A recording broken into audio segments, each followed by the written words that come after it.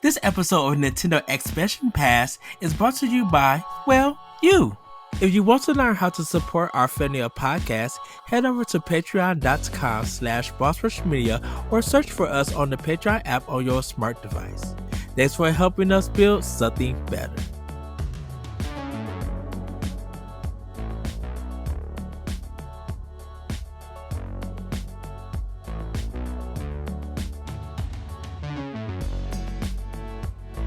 Hello everybody, welcome to Nintendo Expansion Pass here on Boss Rush Games. I'm your host and lots excited Eddie V. Joining me, it is finally his turn to be on Expansion Pass.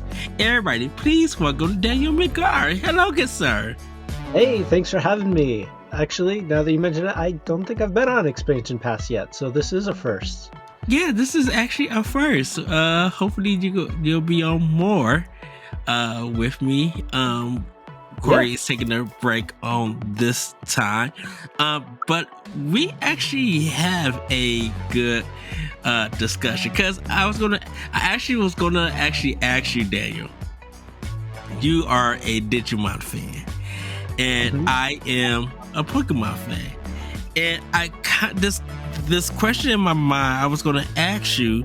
I was just like, how can Digimon evolve as a series, and how I was going to be like, well, Pokemon can evolve as a series then, and then it got me thinking, just like those two games, series have been evolving over time, trying different mechanics, introducing different monsters, and then it got me thinking on today's topic. What could be Nintendo's next RPG? And can that game or that series overthrow The Legend of Zelda? Because right now, we have like The Legend of Zelda at the top. Underneath it would be Fire Emblem. Or Fire Emblem, I think Pokemon would be third. And then we kind of have like a fight between Xenoblade Chronicles and Mario and Luigi, and then Paper Mario, like as RPGs, strictly from Nintendo. And so I kind of want to get your opinion about it, because you host a podcast called Turn by Turn, and you guys talk about different RPGs, whether it's a Western RPG or a JRPG. You guys talk about that and play those games to have that discussion. So I kind of wanted to just pick your mind about it. How do you see, let's start from the beginning, how do you see RPGs nowadays compared to what was in the past? So what's nice about nowadays, and I did an episode for another show I do called 1 Hour Gaming with Josh Martinez. That's going to be posting in a little while, or depending on when this posts, it'll already be out. But talking about how like the SNES had such great JRPGs on it, but the conversation is now largely that JRPGs are best represented on the Switch. The Switch is the best console for these things. And I think it's because the Switch continues to port in all the fantastic JRPGs from the SNES. So, like, it's not only producing all these new fantastic JRPGs, like, it's giving you the backlog of them as well. So, like, some recent popular, like, like the Persona games, Fire Emblem, if you want to stretch it to strategy RPGs as well. Yes. Final Fantasy continues to be this massive juggernaut force where people are like clamoring for pixel remasters of like literally any Final Fantasy game that exists. Dragon Quest is like weirdly becoming very popular after like 12 games. Like it seems its popularity is like skyrocketed. Yes. And you have all these other titles. Do you count Legend of Zelda as an RPG? Yes, I do. Because it has that like taking on the role of Link. Yes, I consider it as a RPG, and I know this is a debate that's been going on for years. Is Zelda RPG? And I consider it as a RPG. It's done. People are trying to fit the rules of a traditional RPG into um the Zelda franchise. And it's not like that. I mean, you could have different mechanics that make a game RPG. Cause like, why is a game like Alondra considered as a RPG but not Zelda? You it's top down, you go to dungeons, you fight enemies. The way that you get health is that you collect pieces or you collect a full container and you get stronger. You know, you live a bit longer. It's just that RPGs are not always number based. You know, it only becomes number based when people decide to have that experience mechanic Yep, be number based. definitely feels like an action RPG, which Hmm. obviously groups it in the family. Um, so I can totally see that working. It's hard to imagine something eclipsing Legend of Zelda, particularly as we see the early reports of the Tears of the Kingdom sales. Like Yes. I think Fire Emblem's like last big like thing I remember hearing about was they sold like 1 million copies of the newest one, Engage. Yes. Engage, and that doesn't even like scratch Tears of the Kingdom. I I would know. imagine that maybe the entire Fire Emblem like backlog matches Tears of the Kingdom and Breath of the Wild sales in total, and that's somewhere in that must be in the neighborhood of about 10ish games at this point. So it's hard to imagine Yes. Fire Emblem like given what it is as like a strategy RPG with some life sim sort of options where like characters get to talk and have relationships with each other and you can like lead them to getting married and just becoming lifelong friends, whatever it may be. It's hard to Hmm. imagine that cranking to that next Tears of the Kingdom level, right? Yes. Like I would love that personally, just knowing that a series of games I love so much could produce that much money, but it's hard to imagine how they'd have to adapt, like what would they even have to do to push sales that high? Like what? Because like as far as like existing characters, like the main ones people would know would be from like Smash Brothers, All right. Ultimate, old games, and like they release so many Fire Emblem characters. I feel like there's a lot of like hate because it's like, oh, another sword user from Fire Emblem is like that common like thing that you hear that people are like, ah, they did another one. Like we don't need another one.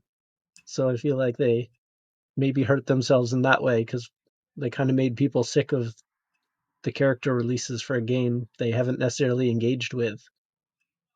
So it's hard to really imagine. So when you originally posed the idea of like what RPG could like step up to Legend of Zelda level, my brain immediately went to Dragon Quest because it just feel like that might have the most ability to adapt and add in new Hmm. game mechanics since it does have like the turn-based stuff, but like Dragon Quest 11, which I've only played the demo of so far, like feels a lot like Legend of Zelda where you're exploring maps and you have like crafting mechanics.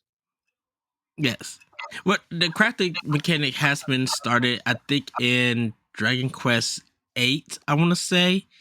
Mhm. It, for me recognizing that gang, because in earlier days it was called Dragon Warrior here in America.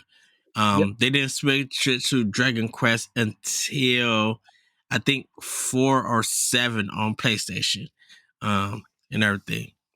So, uh, I knew about the crafting part because of Dragon Quest 8.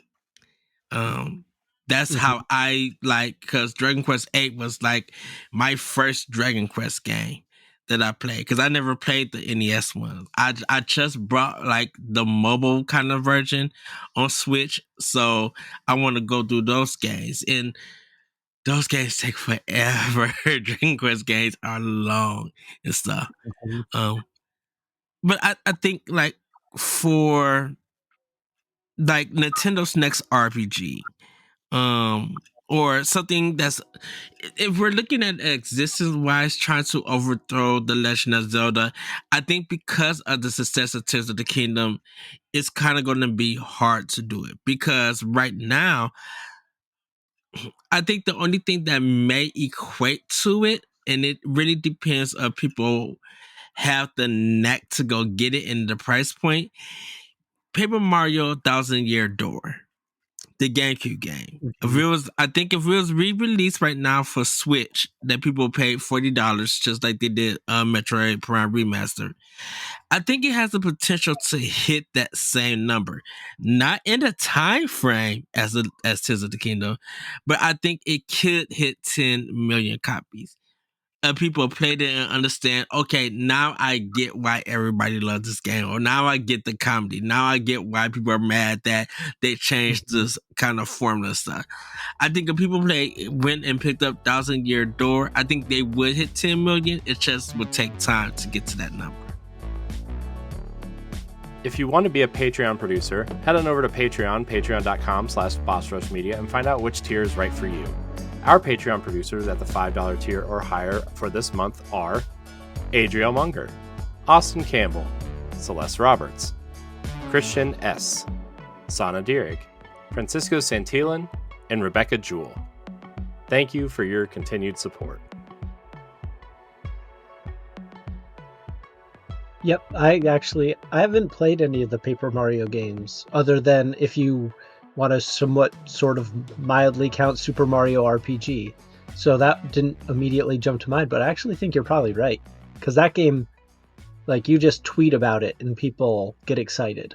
Yes, because There's that's like a groundswell of interest. because that's one of the, like, Paper Mario Thousand Year Door is such a comedic game.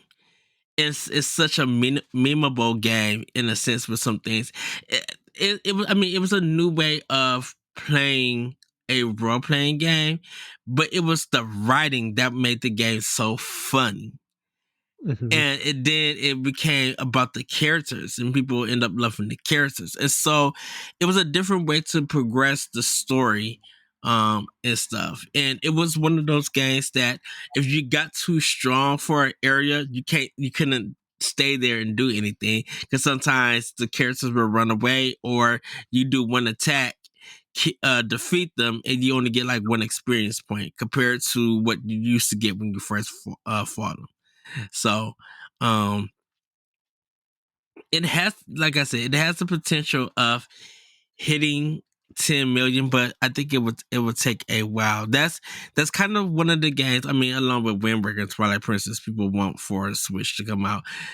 As for like GameCube, Paper Mario Thousand Year Door is the one that people want to come out first. So if they ever did an NSO, people would definitely sign up who don't have expansion pass to play that game and everything. Um, Hmm.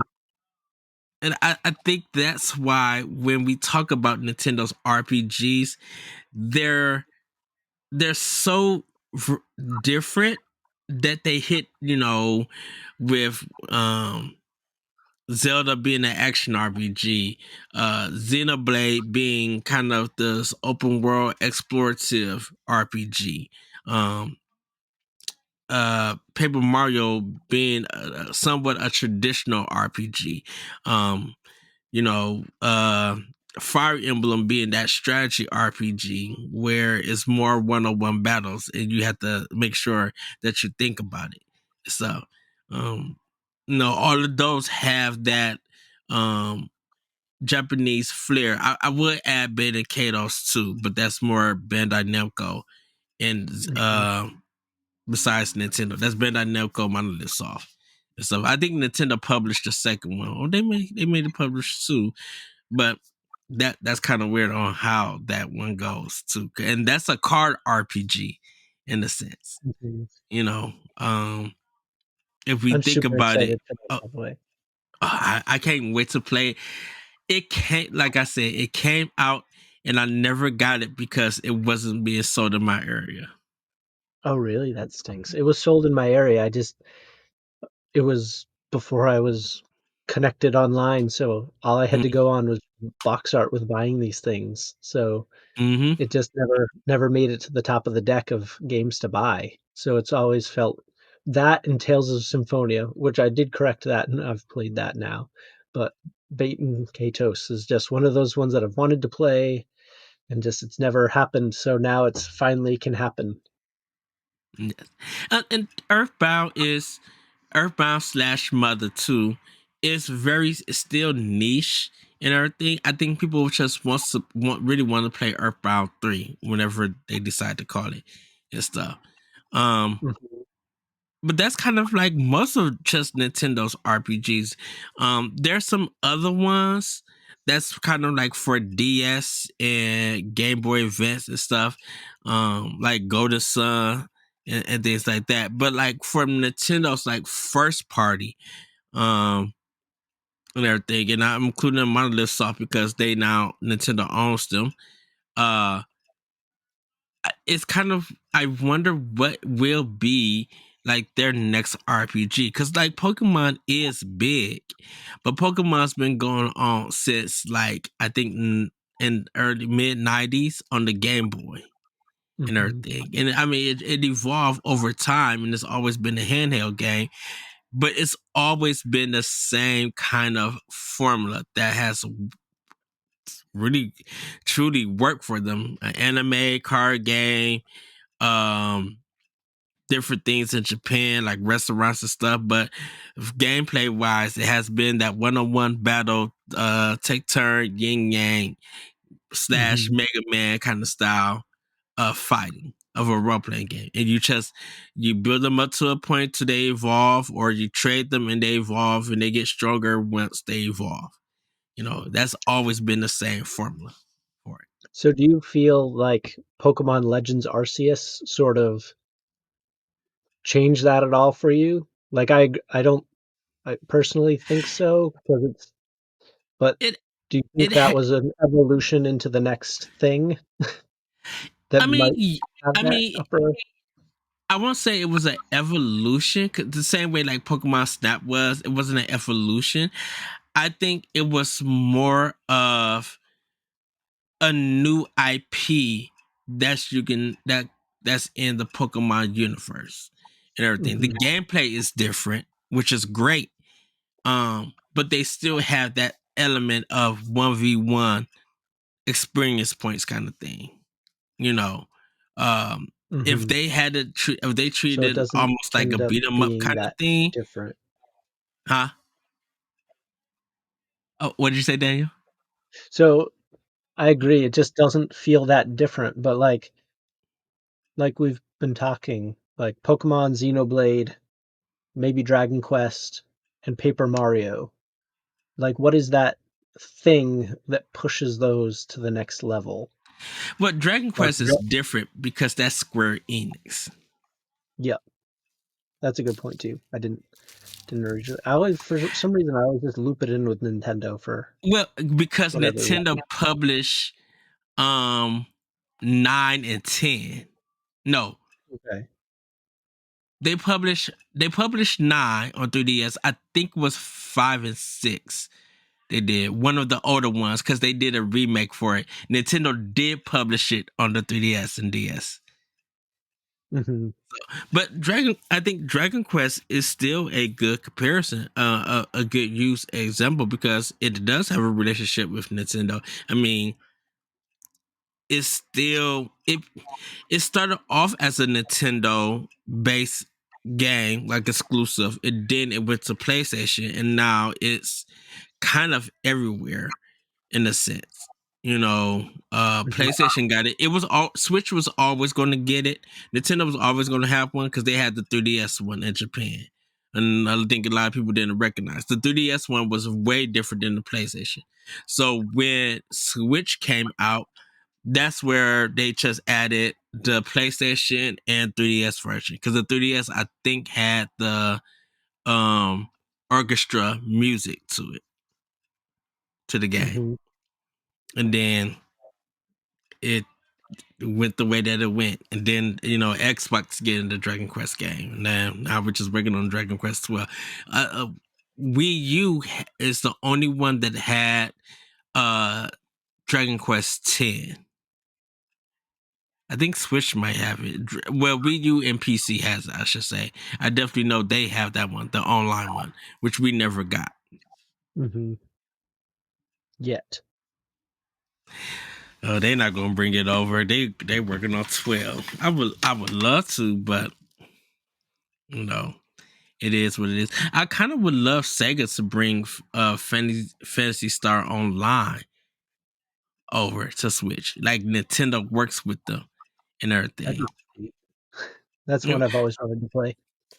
Yeah, because like Fantasy Star Online is on Xbox, but it's been quiet on that front. Mm-hmm. Everything. But go ahead, Daniel. Another point is that I feel like a lot of RPGs have a lot of ebbs and flows where like it'll come out with like a really high volume of interest and then it'll like taper off really quick. Mm-hmm. Like something we'll be probably talking about later, like Rune Factory 6 was announced. And like it feels like Rune Factory 5 came out like last month. And like it didn't, but it feels like it. But it also feels like there's like zero hype for 5, that they're already hyping 6 and it's only been probably like a year tops since 5 came out. And they're already like hyping up 6. It just feels like sometimes they spike really high and then drop really fast. And then you get your Golden Suns that come out and are like super popular and then you don't really hear about it for a long time other than like the hardcore people that would like listen to my podcast that like play these games, fall in love and can't let them go whether they're releasing new games or not. So I think that's another factor too. Yeah, the popularity of RPGs have literally went down. Because I remember during the Final Fantasy VII era, that was the big thing. And then almost every other game was trying to be in that same way. I think I lost you, Ed. Oh, can you hear me now? Yeah, you cut out there for a second. Oh yeah, you froze. Corey will fix this. But yeah, it's kind of, there was a big thing with RPGs. Like after Final Fantasy VII came out, people were, getting to the Final Fantasy series, and there were so many games definitely coming out on PlayStation 1. And then when PlayStation 2 happened, it continued to grow more and more. And RPGs then had like two homes. They had one, and I should say Japanese RPGs. They had one on console, which was PlayStation, and then they had one on handheld, which was Nintendo and everything. PC is different because PC at a point in time were home to the rest of the RPGs. There was no JRPGs on PC here in America. And then, you got World of Warcraft that happened on PC. That became big. That's when MMORPGs started to really blow up. And we didn't get a mix of that until Final Fantasy 12. In a sense. Yeah, we had Final Fantasy 11, but that was kind of weird. And then, we have like Diablo now and League of Legends and all of these other games with MMORPGs. But and then, Bethesda or Obsidian and stuff with the Fallout series. We have those. But those kind of Western RPGs in their earlier stages were literally only for PC. The first kind of, I would say, Western RPG that I played that I could remember was Secret of Evermore on the Super Nintendo. Squaresoft had an American development team which made that game. It sold okay, but they ended up getting closed after that game came out. Mm-hmm. Oh, there also is it Shadowland? it's one like isometric RPG, but that was kind of like American RPG. I think it was Shadow Knights. I think Konami did a remake too of that. Whatever. Mm-hmm. Um, so, but I kind of want to ask you, um, what RPG would you like to see from Nintendo? Like personally, and how do you how would you what would be the style, what would be the if you want to talk about art gameplay is all up to you, what would you love to see from them? So one thing that was rumored or maybe happening, or probably at this point would be on the next console that they release after Switch, was like a Fire Emblem game that involves pirates. Mm-hmm. I'm sure you've heard that rumor. That's what was Yes. going around for a long time, for a while. And it had gained a lot of steam, and then we got Engage announced, and the rest is history. But that a Fire Emblem, like a water-based, like you're a pirate lord or something, that would be interesting to me. Um, Kind of almost like any Fire Emblem idea that's like has a well-written story. But as for like Pokemon, I just don't know what you do to make Pokemon different. And I feel like Digimon's tried a lot of things to be different, Mm-hmm. and a lot of them are not great. So since there's like similar IPs in that way, I understand why Pokemon is has fear of straying from its formula. So you get the same. I send out my Pikachu, you send out your Clefairy, they battle, I win, the match is over. Now I go to a gym leader, or whatever word they're using for gym leader in that particular game, and I beat 8 of them, and then I accede to become the greatest champion of all time. So I'm not sure like what I would necessarily want from that to make it different. I feel like it's popular because it is the same, Mm-hmm. just names switch out and they make more and more customizations and things. But maybe like a heavier story Pokemon, like give me like the first Pokemon ever, like go back to like the very beginning of like Yes. people discovering these things, where it's just like you're wandering through the woods and like there's Oddish just hanging out, like something almost like primal, where you like go back to the beginning of the timeline, and like other games have hinted about it. So Uh-huh. like a game that features that, or in the reverse, like something that like throws it like deep into like the future, and it's like a space travel type Pokemon game could be interesting, and like you travel around different planets and there's like different Pokemon on the different planets kind of idea could be interesting.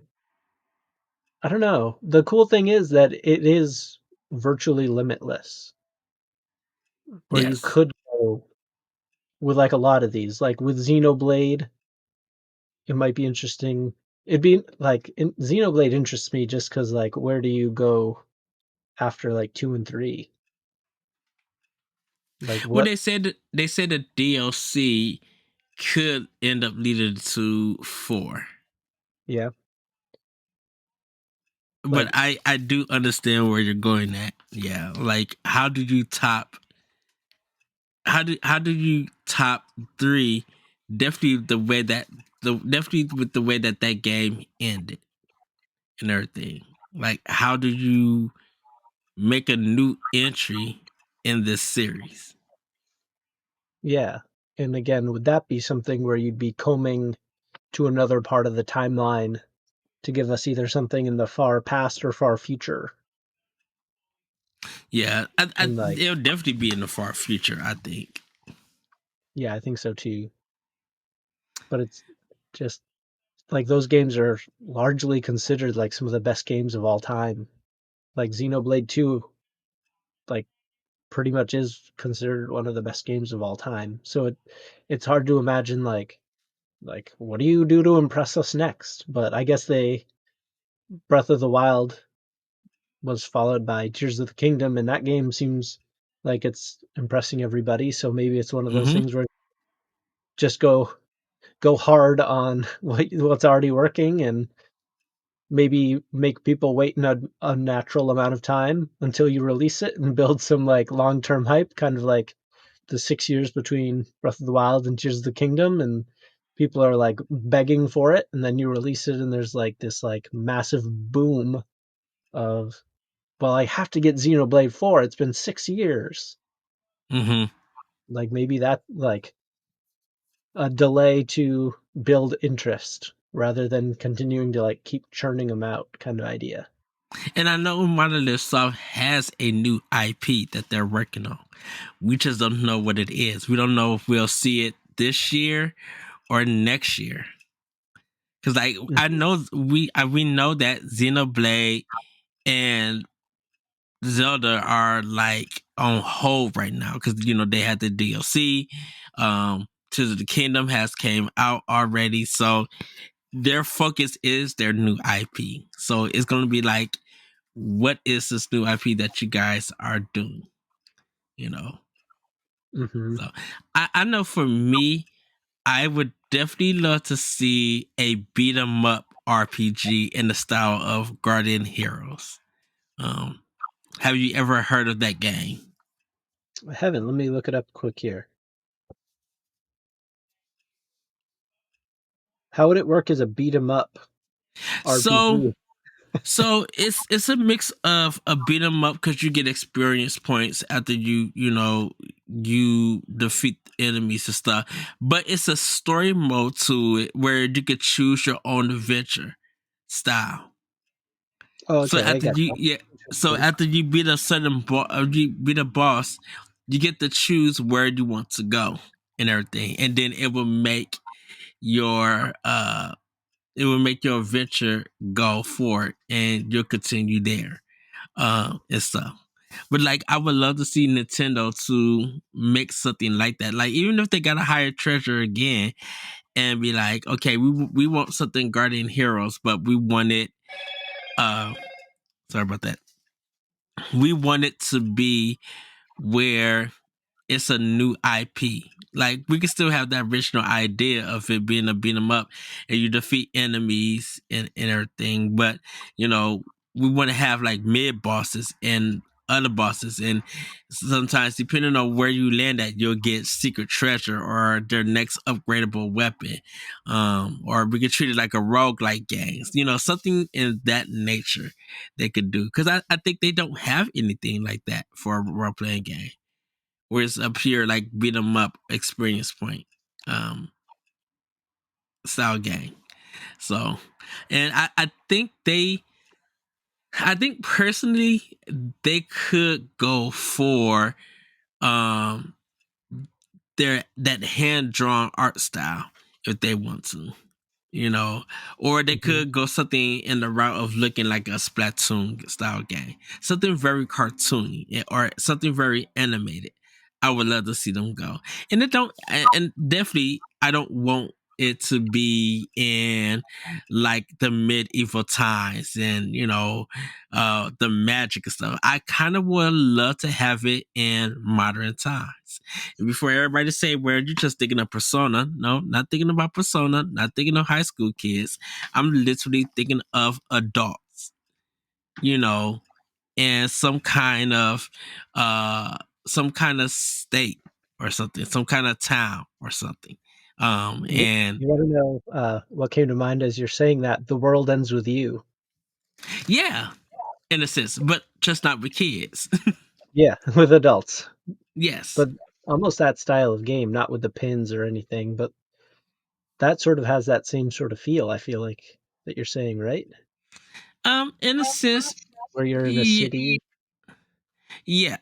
Because like the only kind of game I know people were gonna say, well, they have Tokyo Mirage Session. So well, yeah, that's Tokyo Mirage Session is an Atlas made game with Fire Emblem characters, but it's still traditional three person strategy game in a Mhm. sense. I literally wanted to be like, I want to be pressing Y or do some combos on a 2D plane beating up folks. I'm not talking about playing games like Astral Chain and Bayonetta. I'm not talking about that. I'm talking about that kind of old school, relax, beat 'em up, Streets of Rage, Final Fight, but with weapons. And you get to a boss and you level up. If you want to do 4 players, do it 4 players. If you want to make an arcade style, make it arcade style. But give me the option on where I could choose where I go level by level, and then when I finish it, I get that person's story. I could go back from the beginning or I choose a different place to start at and go there and stuff. Like, I guess I kind of want to have like at least about 30 stages and we just make different choices on how to get to that stage and changing storylines and stuff like that. That sounds cool to me. It's not something I would have thought of either, which makes me kind of even more excited. It's always fun to get out of your own brain. So I think that could totally work. Yeah, because I think Nintendo can hit adult things. I mean, and it'll definitely be a T-rated game. Because I mean, we can add blood to it or green blood or whatever, and like they could have these team kind of style games and stuff. Even with the language and stuff, they want to say hell or whatever. They can like they could do this kind of game, and they want to make it $30 or $40. Do it. I think it has a chance to sell now. It won't outsell Zelda, but I would love to see that as their next RPG that they go into. Hmm. You know, I had a thought. go ahead. All right. So, in order to pass Zelda, and this is like almost, probably not almost, it's definitely cheating, but what would you say to a Super Smash Brothers RPG? I would be here for it. So, either keeping the same mechanics where it's like head to head fighting, Mm-hmm. but it's all turn based, or like an even broader idea where you'd have it be like a full like JRPG set in the Super Smash Brothers world where whatever assemblage of characters you'd want go against like Master Hand, and maybe you get some built up origin story about Master Hand and Crazy Hand, and like flush out the Smash Brothers world. Maybe characters end up in the kids' room from Melee, Mm-hmm. like something like that, where like you kind of bring in the entire roster and you get to kind of pick your team or slowly get the team to join you. Now you said pick the whole roster. Does that include the roster characters from other games, from a third party, or strictly just on the Nintendo own IP? Being selfish and greedy and not a lawyer, I would say I would want all of them. But thinking perhaps more realistically, probably just the Nintendo core of characters. Your Okay. Marios, your Ness, your Link, throw in some Fire Emblem people, Samus, Kirby, Star Fox. Keep it in the family. Because you have a lot of characters from it. Because like you can even add the arms characters and stuff if you want to. Like you can add characters from Nintendo has a big universe in their games with their characters, so you can add that. I mean, people would definitely love to see like Sora, uh, Cloud, Link, and whatever Fire Emblem character like duking it out against Master Hands, Yeah. or the minions and stuff, and things like I think like they're the dark versions of the Smash characters and everything. Like those are the enemies that you fight and everything. Yeah. And every time you like ring them out or you defeat them, you get stronger. And like your maps are going through the maps of the other games. So like Yes. let's say like your first map is Super Mario World and you have your assembled party going through Super Mario World looking for Dark Mario or Bowser. And then after you beat that, you transition to the next world, which could be Hyrule. And then you're like searching through Hyrule to find Dark Link or Ganon. You could Yes. play it either way. You could have the dark version, or you could just have the actual villain from that game. And then after that, you could transition to the name of Samus's world is escaping me right now. But Um SR, is it SR-78 or SR something? It's like that. Samus goes to so many different planets. It's ridiculous. But that idea of like, oh, now the team has to go to an Animal Crossing island. Like now the team has to go X, Y. Like that sounds like it could be really cool, and it would be a way to pull in every audience at once. Yeah. And I feel like people would be down for it because like you'd get to pick your we'd stick with the 3 or 4 character in your party. Mm-hmm. You get to pick your party. I think that would be really, really cool. Yeah, and Nintendo, they'll add something new to it. Like, so it'll be like kind of just like Super Smash Brothers RPG would be like the basic name. But no, Nintendo, they'll probably change it up and stuff. But I could see that because I know people be like, well, that should be a mode in the next Smash Brothers. No, make a game out of it. I think Nintendo literally could go and make a game out of it. Like you said, if you want to hit that 10 million, Smash would easily hit 10 million. Yeah, and just like the IP blending always usually brings people to the table. Because then, like, I could have Link, Marth, Samus, and Luigi as a team. Yeah. And you'd get all the people playing, like, all the content creator people showing, like, oh, I made this team, and, like, this is what we did. Or I made this team, and this is what we did. So, like, you'd get that, like, social media bursts of being like, oh, I didn't think to try Samus with Link, or I didn't think to try Kirby with Luigi. You'd be getting all that, like, cross planning and stuff. All right, and everybody could work together. It'll be a fun online game. Yeah, I'm down for that. Sorry about that, everybody. Yeah. So, and then you get to, like, travel to unique worlds. So I think it'd have enough varied elements in it that it could probably easily cross that plateau. If sheer curiosity, if nothing else. Exactly. Well, I mean, it definitely would gain sales. That might be our next expansion pass. Unexpected. Well, Nintendo games that have grabbed people's curiosity, because trust me, Hyrule Warriors, when it came on Wii U, grabbed a lot of people's attention. That was very unexpected. So we might discuss that next time. But Daniel, that's gonna be it for the show. Thank you for coming on. How did you feel? I feel good. I feel like I was a little scrambled. Like I feel like I jumped around a little. So hopefully people are able to follow along okay. Oh, welcome to Expression Pass. That's us all the way.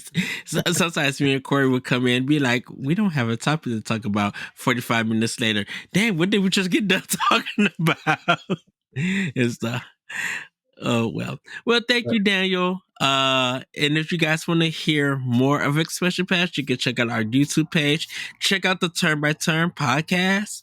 Daniel, you want to go ahead and plug that where people can find it? Yeah, you can find the Turn by Turn podcast or our offshoot podcast, Game Dev Hideout, anywhere podcasts are sold. Apple Podcasts. We're on YouTube. You can go to turnbyturn.com, or I believe it's turnbyturnpodcast.com. Okay. So yeah, come check it out. We have probably like 40 plus episodes just waiting for you to listen. Yes. And with that, everybody, have a great weekend, and we will see you next time on Expansion Pass. Bye, everybody. Bye. Nintendo Expansion Pass is part of Nintendo Power Block and is a product of Boss Rush Media LLC. The show is recorded from our headquarters in Akron, Ohio, and is hosted by me, Edward Varnell. My co-host is Corey Deary. You can find Corey at I am Corey at HD on Twitter and Instagram, as well as hosting the Boss Rush Podcast and Tower Casuals, the Destiny Podcast. Follow Expression Pass as part of Nintendo Power Block and on all social media platforms at Power Block Podcast. You can also follow Boss Rush Media and Boss Rush Network on all major social media platforms. Join the Boss Rush Network Discord and Facebook groups to interact with other friends and fans. Thanks for listening, and we'll see you next time.